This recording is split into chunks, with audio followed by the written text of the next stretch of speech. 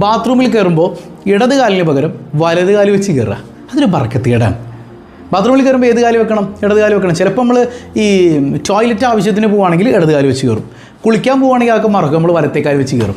ഏതാണ്ട് ബന്ധു വീട്ടിൽ പോകണ പോലെ അങ്ങ് പോകും. അങ്ങനെയല്ല, അത് പിശാചിൻ്റെ സങ്കേതമാണ്. അവിടെ ഇടത് കാല് വെച്ച് ചൊല്ലേണ്ടതൊക്കെ ചൊല്ലിയിട്ട് വേണം കയറാൻ. പുറത്തേക്ക് ഇറങ്ങുമ്പോൾ വലത് കാല് വെച്ച് ഇറങ്ങുകയും വേണം. ഇനി എട്ടാമത്തേത്, ധരിച്ച വസ്ത്രം, നമ്മൾ ശരീരത്ത് നമ്മൾ ഇട്ടിരിക്കുന്ന വസ്ത്രം കൊണ്ട് മുഖം തുടക്കാം.